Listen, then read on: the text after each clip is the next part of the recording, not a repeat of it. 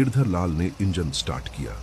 Motor की गूंजती आवाज के साथ ओमाटो धीरे धीरे आंगन से बाहर निकल गया और सुनसान रास्ते की ओर बढ़ने लगा।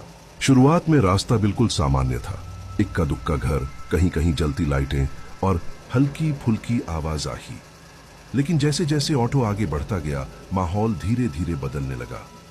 घरों की संख्या कम होती गई, दुकानें पीछे छूटती चली गईं और सड़क सुनसान होती गई। हवा अब पहले से ज्यादा ठंडी महसूस होने लगी थी। रास्ते के किनारे खड़े पेड़ों की लंबी लंबी परछाइयां सड़क पर अजीब आकृतियां बना रही थीं, मानो हर छाया में कोई राज छुपा हो। कुछ ही देर में ऑटो उस इलाके में पहुंच गया जहां दूर से ही पुरानी हवेली की परछाई दिखाई देने लगी। चारों तरफ गहरी वीरानी पसरी हुई थी। दूर दूर तक कोई इंसान, कोई आवाज या कोई हलचल नजर नहीं आ रही थी। माहौल में एक अजीब सा दबाव महसूस हो रहा था, जैसे हवा भी यहां आकर थम गई हो। गिरधर लाल ने हवेली से कुछ दूरी पहले ही ओमाटो को धीरे से रोक दिया। गिरधर लाल भैया, क्या हम हवेली तक पहुंच गए हैं? यह जगह कुछ अलग सी लग रही है, जैसे सब कुछ अचानक बदल गया हो। अभी पूरी तरह नहीं पहुंचे हो, थोड़ा और आगे जाना होगा। सामने जो रास्ता दिख रहा है वहां से दाहिनी तरफ मुड़ना। वहां तुम्हें श्मशान का एक पुराना सा टूटा हुआ दरवाजा दिखाई देगा। उसी के पास से थोड़ा आगे बढ़ोगी तो हवेली साफ नजर आने लगेगी। लेकिन ध्यान रखना, रास्ते में जो भी दिखे या सुनाई दे उस पर ध्यान मत देना। मतलब अब हम यहीं से आगे पैदल जाएंगे? यहाँ से आगे ऑटो नहीं जा सकता क्या? माहौल थोड़ा अजीब सा लग रहा है। हाँ, मैं यहीं तक छोड़ सकता हूँ। आगे का रास्ता कच्चा है और वहां तक ऑटो ले जाना ठीक नहीं होगा।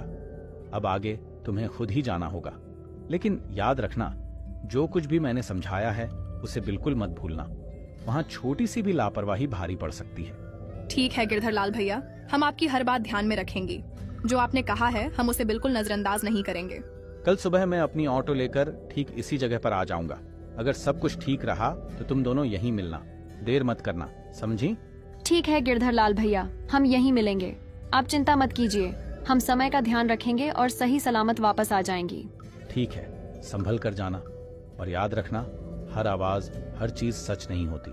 समझदारी से काम लेना। गिरधर लाल ने आखिरी बार उन्हें सावधान रहने की ताकीद की। उनकी तरफ एक गहरी नजर डाली, जैसे कुछ कहना चाहता हो, और फिर बिना पीछे देखे अपने ऑटो को मोड़कर अंधेरे रास्ते में गुम हो गया। रास्ता पूरी तरह सुनसान था। दोनों ओर घना जंगल फैला हुआ था, जिसकी काली परछाइयां रात के अंधेरे में और भी डरावनी लग रही थीं। हवा में ठंडक घुली हुई थी और पेड़ों के बीच से आती अजीब सी पक्षियों की आवाजें माहौल को और भी रहस्यमय बना रही थीं।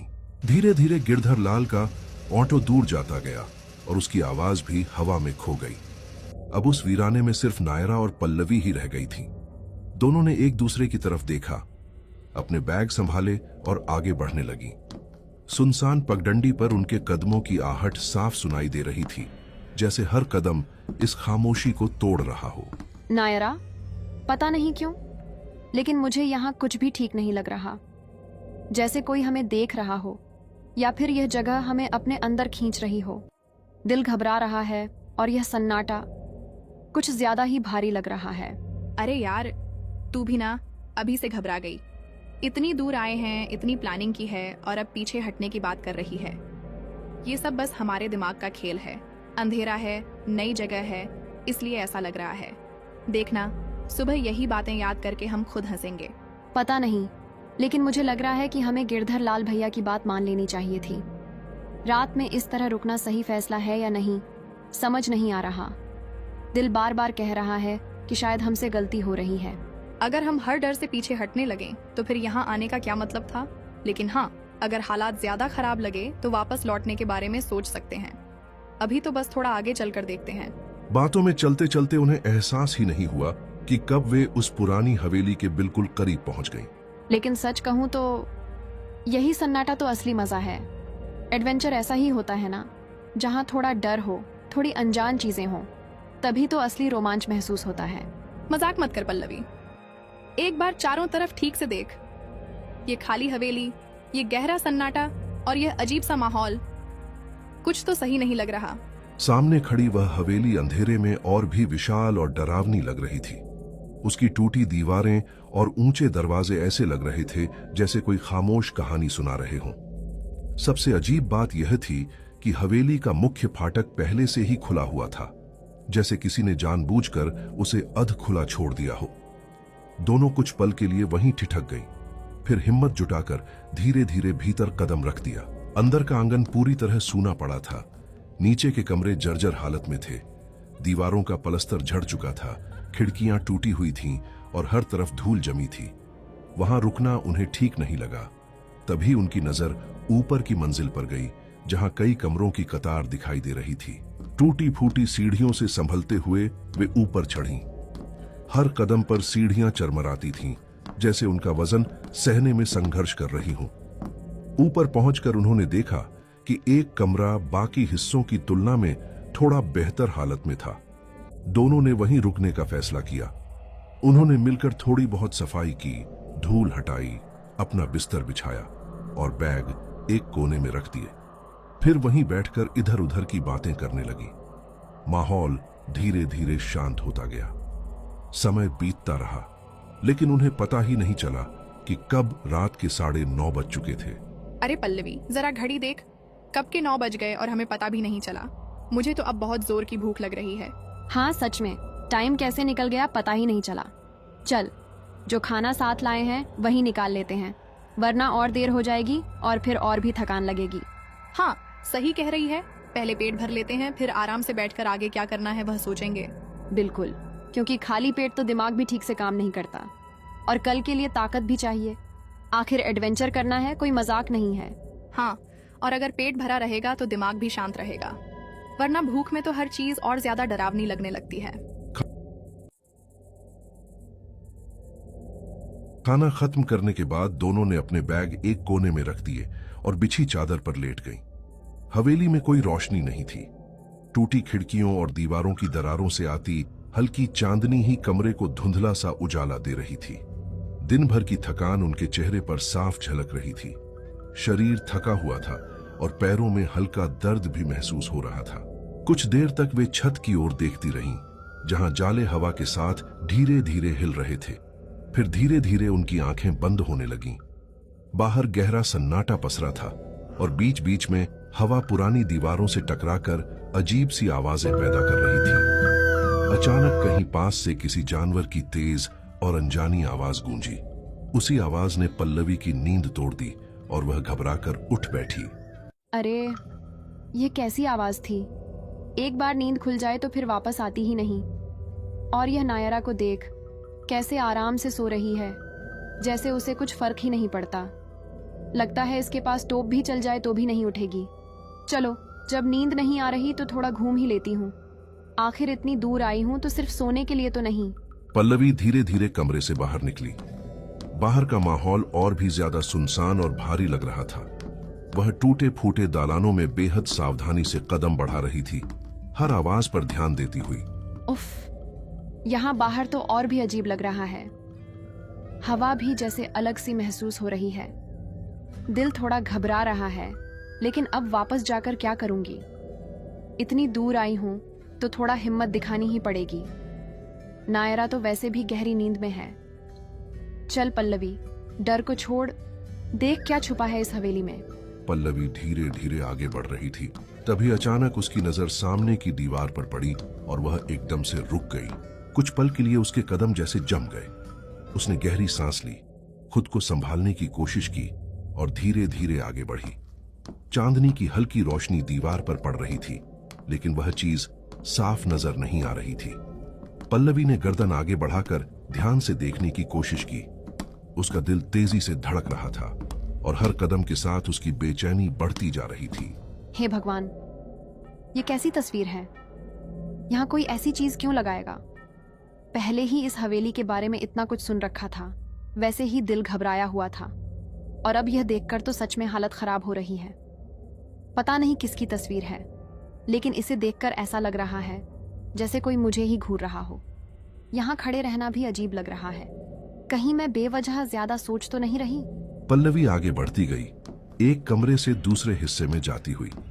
दीवारों पर जमी धूल और टूटी खिड़कियों के बीच उसकी चाल की आवाज गूंज रही थी। तभी उसकी नजर एक संकरे गलियारे पर पड़ी। उस अंधेरे रास्ते में कुछ ऐसा था जिसने उसकी जिज्ञासा को और बढ़ा दिया। वह धीरे धीरे उसी तरफ मुड़ी और सावधानी से आगे बढ़ने लगी। लंबा गलियारा पार करते ही वह अचानक ठिठक गई। सामने फैला हुआ दृश्य उसकी उम्मीद से कहीं ज्यादा डरावना था। दूर तक पसरा हुआ वही श्मशान उसकी आंखों के सामने था, जिसका जिक्र रास्ते भर बार बार किया गया था।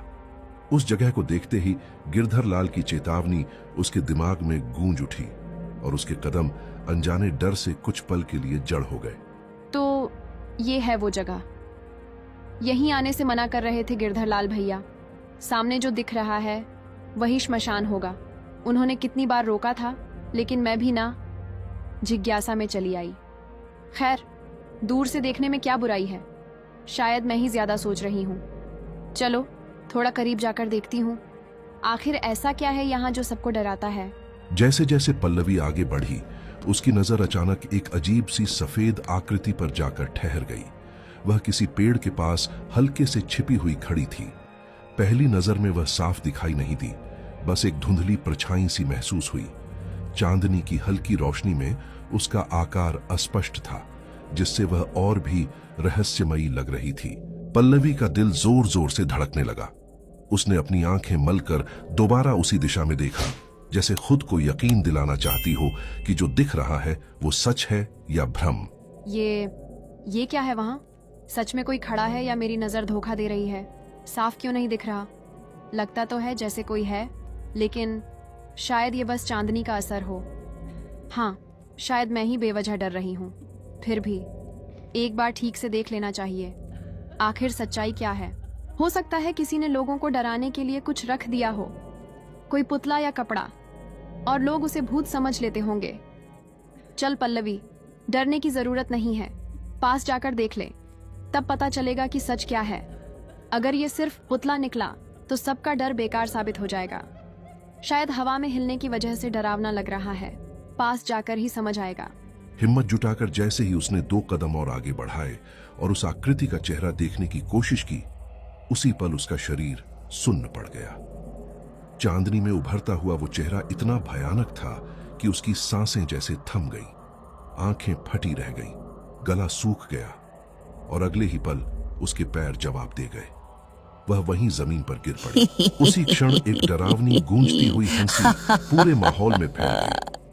वह आवाज इतनी तेज थी कि हवेली की दीवारों से टकराकर कई गुना बढ़ गई। ऐसा लग रहा था जैसे पूरी जगह उसी खौफनाक हंसी से कांप रही हो। इसी आवाज से नायरा की नींद अचानक टूट गई और वह घबराकर उठ बैठी। ये कैसी आवाज थी, इतनी अजीब और डरावनी? पल्लवी, अरे पल्लवी कहाँ गई? अभी तो यहीं थी, अचानक बिना बताए कहाँ चली गई? बाहर गई होगी क्या? लेकिन बिना बताए क्यों जाएगी? कुछ ठीक नहीं लग रहा, मुझे उसे ढूंढना होगा। नायरा घबराकर कमरे से बाहर निकली और बेचैनी से इधर उधर देखने लगी। वह हवेली के हर कोने में पल्लवी का नाम पुकारती घूमने लगी। सीढ़ियों के पास, खाली कमरों में, टूटी खिड़कियों के पास उसने हर जगह तलाश की, लेकिन पल्लवी कहीं नजर नहीं आई। अब उसका डर बढ़कर घबराहट में बदल चुका था। तभी अचानक दूर श्मशान की तरफ से एक तेज और दर्द भरी चीख गूंजी। उस आवाज ने सन्नाटे को चीर कर रख दिया। नायरा समझ गई कि वो चीख पल्लवी की ही थी। पल्लवी, कहाँ है तू? जवाब दे। मजाक मत कर, ऐसे गायब मत हो यार। मैं आ रही हूँ, तू बस आवाज देती रह। वह आवाज की दिशा में भागी और बार बार पल्लवी को पुकारती रही। उसकी आवाज वीरान हवेली में गूंजती रही, लेकिन कोई जवाब नहीं मिला। आखिरकार श्मशान के पास उसे पल्लवी बेहोश हालत में पड़ी मिली। पल्लवी, उठ, क्या हुआ तुझे? ऐसे क्यों पड़ी है? ये मजाक है क्या? आंखें खोल, मेरी बात सुन, कुछ तो बोल प्लीज, डर मत दिला मुझे। नायरा उसे उठाने की कोशिश ही कर रही थी कि अचानक उसके पीछे वही डरावनी हंसी फिर से गूंजी। इस बार आवाज और भी करीब थी और ज्यादा भयावह। कौन है? सामने आओ, छिप क्यों रहे हो? जैसे ही नायरा पलटी, उसका चेहरा डर से जड़ हो गया। सामने एक भयानक आकृति खड़ी थी, सफेद कपड़ों में लिपटी, बिखरे बाल चेहरे पर लटक रहे थे और होठों पर एक डरावनी मुस्कान थी। चांदनी की हल्की रोशनी में उसका रूप और भी खौफनाक लग रहा था। ये दृश्य देखते ही नायरा का शरीर कांपने लगा। उसकी सारी ताकत जैसे खत्म हो गई। आंखों के आगे अंधेरा छा गया और वह भी वहीं गिर पड़ी। अगली सुबह हल्की धूप के साथ गिरधर लाल अपना ऑटो लेकर उसी जगह पहुंचा। वह बार बार रास्ते की तरफ देख रहा था जहां से दोनों को लौटना था। उसके चेहरे पर साफ चिंता झलक रही थी। अभी तक नहीं आई दोनों? इतनी देर क्यों हो गई? कहीं कुछ गड़बड़ तो नहीं? मुझे पहले ही अंदेशा था। भगवान करे सब ठीक हो। काफी इंतजार के बाद भी जब कोई नजर नहीं आया तो उसने गांव वालों को साथ लिया और उन्हें ढूंढने निकल पड़ा। कुछ देर की तलाश के बाद दोनों मिल गईं और उन्हें घर लाया गया। थोड़ी देर बाद पल्लवी को होश आ गया, लेकिन नायरा अभी भी बेहोश थी। मैंने पहले ही कहा था, हर जगह जाने लायक नहीं होती। जिज्ञासा कभी कभी मुसीबत बन जाती है। बिना सोचे समझे उठाया गया कदम भारी पड़ सकता है। भैया, मुझसे गलती हो गई। मैंने आपकी बात को हल्के में लिया। अब समझ में आ गया कि आपने क्यों रोका था। आगे से कभी ऐसी गलती नहीं करूंगी। माफ कर दीजिए। उस रात की घटना ने दोनों के मन में गहरा डर बसा दिया था। थोड़ी देर बाद नायरा को भी होश आ गया। दोनों ने मन ही मन फैसला कर लिया कि अब कभी ऐसी जगहों पर बिना सोचे नहीं जाएंगे।